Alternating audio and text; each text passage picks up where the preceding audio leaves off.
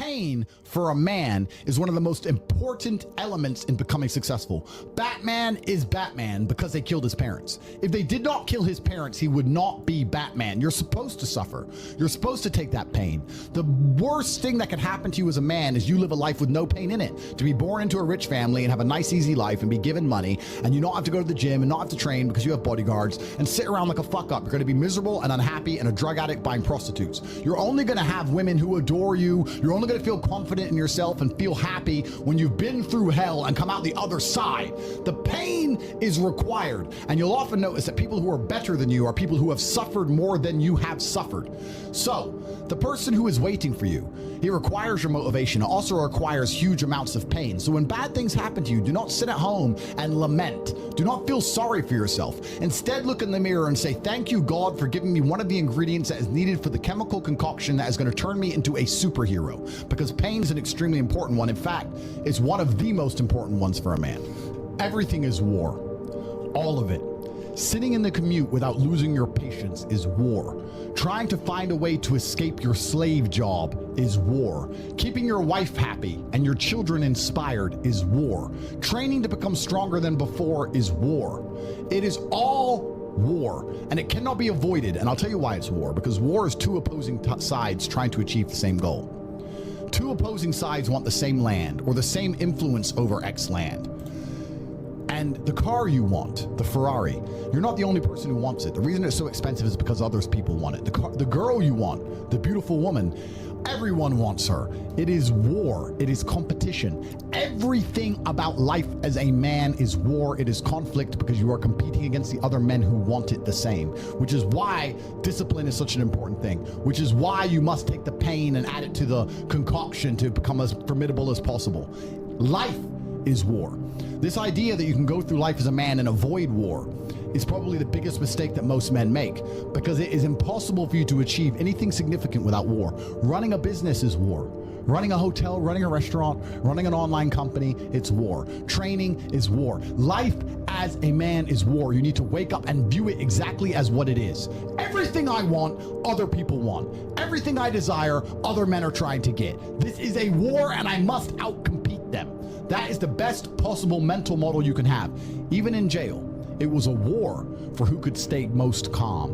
A war who could control their mind the best. A war for who could suffer the least. That is war. I was surrounded by people who lost their minds and I refused. It was a battle and I was successful. Life in and of itself as a man is a never-ending struggle and a never-ending battle. It is the constant of the human condition. Evolution requires pain. While others complain that they do not feel happy enough, I'm happy I'm struggling. I don't want to be happy.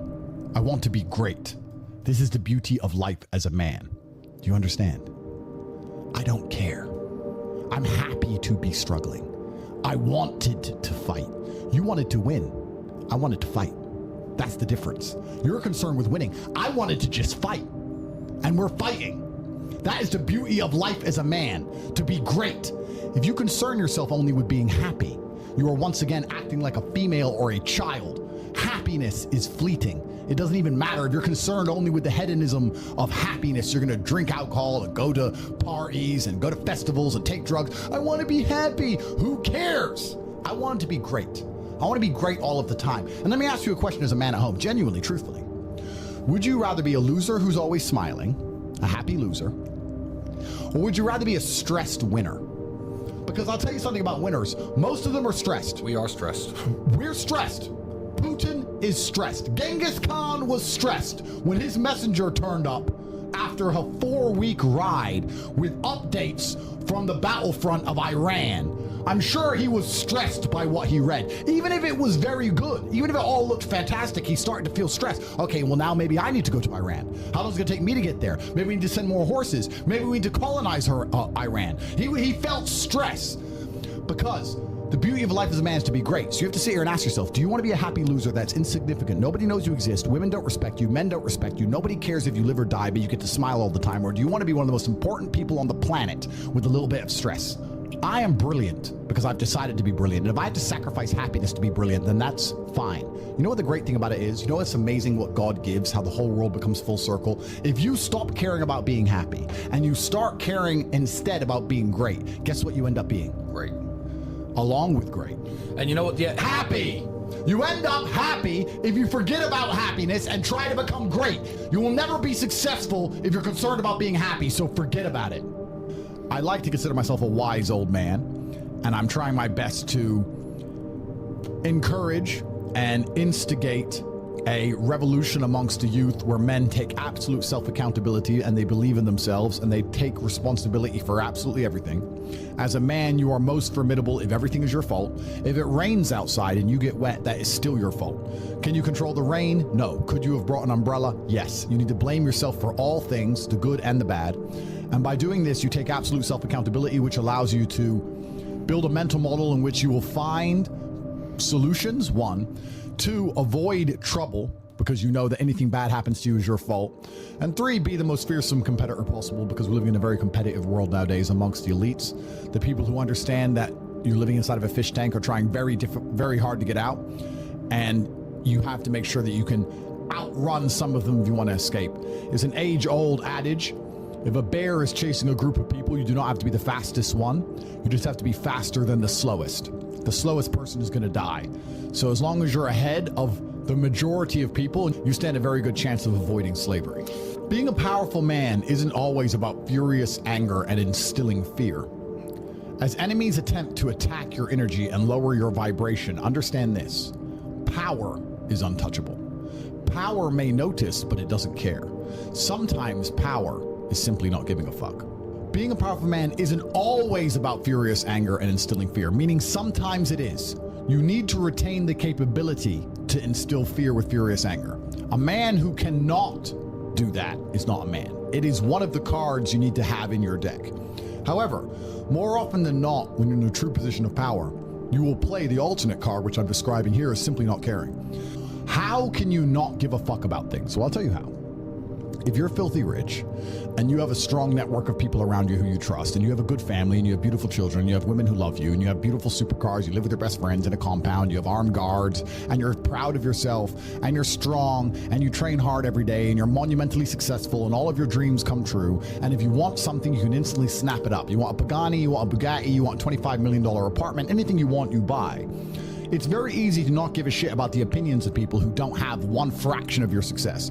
And what these people are trying to do is drag me, I'm using me as an example, but we can also use it for you. When you have true power, they're trying to drag you down. They're not trying to elevate themselves. They're trying to drag you down, which is a very different thing, because it's amazing how God rewards those who are trying to build and create and elevate, and how it punishes those who are simply trying to destroy and be spiteful and negative. And these people are going to dedicate hours and hours and millions of hours of their life towards a certain cause. Thank you. To try and drag people down who they cannot affect because they're already too powerful and too large.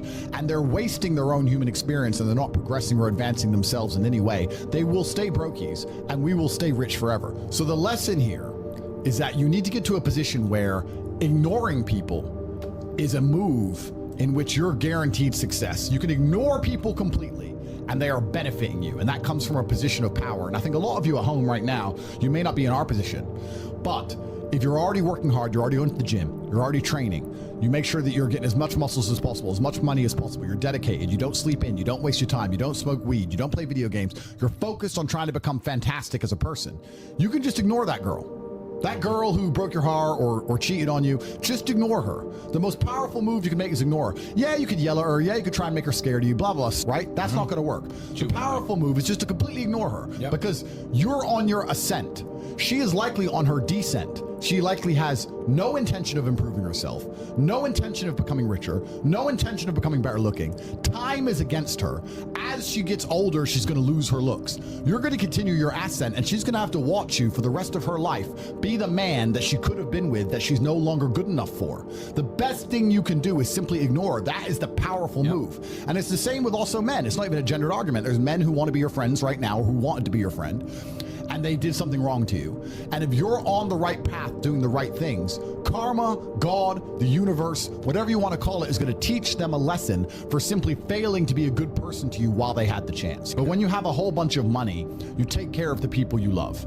And that's the masculine prerogative. And even my brother and I, anyone who's been loyal to us, who's on our team, we monumentally reward.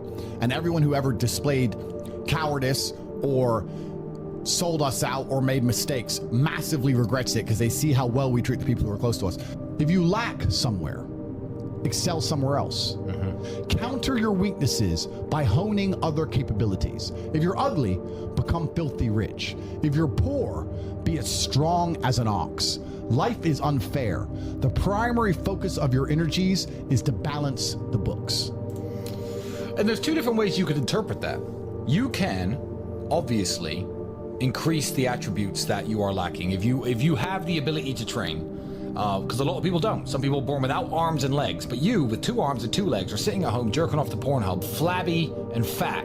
If you have the ability to train, you should be doing it. But also, you know, there are some things that some people are just better at, and you can counteract that problem by teaming up with people who compensate for your weaknesses. People who are strong in areas where you are weak, and you team up with people where you are strong in areas where they are weak. I don't think between the people in this house and our group of friends, we lack anything. Correct. Anything. Correct. Literally anything. We can sit as a group and have a conversation about anything with anyone in the world and give useful insight and change people's lives for the better, because although I am not perfect, our team compensates one for each other.